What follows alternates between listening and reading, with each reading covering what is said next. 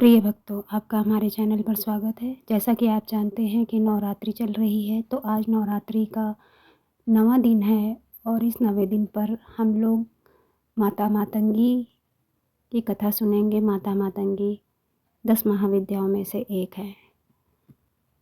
चलिए कथा को शुरू करते हैं। या देवी सर्वभूतेषु शक्तिरूपेण संस्थिता नमस्तस्यै नमस्तस्यै नमस्तस्यै नमो नमः। गुप्त नवरात्रि के 9वें दिन माता मातंगी की पूजा की जाती है। मातंगी देवी 10 महाविद्याओं में से एक हैं। माता मातंगी वाणी और संगीत की अधिष्ठात्री देवी मानी जाती हैं। शास्त्रों के अनुसार माता मातंगी स्तंभन की देवी हैं तथा माना जाता है कि इनके अंदर पूरे ब्रह्मांड की शक्तियाँ शामिल हैं। गुप्त नवरात्रि का 9वां दिन माता मातंगी को समर्पित है। ऐसी मान्यता है कि इंद्रजाल और जादुई शक्ति से छुटकारा पाने के लिए माता मातंगी की पूजा अर्चना की जाती है। माता मातंगी को वैवाहिक जीवन को खुशहाल और समृद्ध बनाने वाली देवी भी माना जाता है। पूरी श्रद्धा और आस्था के साथ माता मातंगी का पूजन करने से वैवाहिक जीवन सुखी रहता है और परेशानियों से छुटकारा मिलता है। माता मातंगी का संबंध कई प्रकार की तंत्र क्रियाओं और विद्याओं से है। ऐसा कहा जाता है कि देवी मात्र वचन द्वारा ही तीनों लोकों में समस्त प्राणियों तथा अपने घोर शत्रुओं को भी बस वश में करने में समर्थ हैं। माता मातंगी की कथा। पौराणिक कथा के अनुसार एक बार भगवान विष्णु माता लक्ष्मी के साथ भगवान शिव और माता पार्वती से मिलने के लिए कैलाश पर्वत पहुँचे। भगवान विष्णु अपने साथ कुछ भोज्य सामग्री अपने साथ ले गए थे जो उन्होंने भगवान शिव को भेंट की।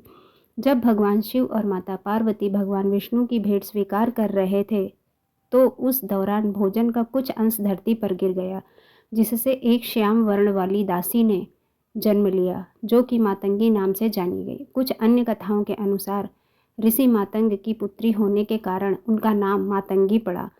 उन्हें भगवान विष्णु की आद्य शक्ति भी माना जाता है। माता मातंगी की पूजा विधि। गुप्त नवरात्रि में सभी देवियों की पूजा रात्रि के समय में ही की जाती है और माता मातंगी की पूजा भी भक्त रात्रि में ही करते हैं। पूजा करने के लिए एकांत में पश्चिम दिशा की ओर मुख करके बैठें। एक चौकी पर गंगा जल छिड़क कर शुद्ध कर लें और उस पर लाल रंग का कपड़ा बिछाएं। माता मातंगी की पूजा करने के लिए उनकी तस्वीर, मूर्ति या यंत्र के साथ मूंगा की माला आवश्यक मानी जाती है। इन वस्तुओं के अभाव में आप एक तांबे की थाली में सिंदूर से स्वास्तिक बनाकर सुपारी रखें। इसी सुपारी को ही यंत्र मानकर माता मातंगी की पूजा अर्चना करें। माता मातंगी की पूजा करते समय घी का दीपक जलाएं और लाल रंग के फूल अर्पित करने के बाद माता मातंगी के मंत्रों का जाप करें। माता मातंगी के मंत्र। ओम ह्रीं क्लीं हूं मातंगे फट स्वाहा। मान्यताओं के अनुसार जो भी व्यक्ति सच्चे मन से माता मातंगी की पूजा और मंत्र साधना करता है, माता उस पर प्रसन्न होती हैं और साथ ही सभी प्रकार के दुख और दरिद्रता से मुक्ति दिलाती हैं। बोलो माता मातंगी की जय। देवी मातंगी के बारे में संक्षिप्त जानकारी।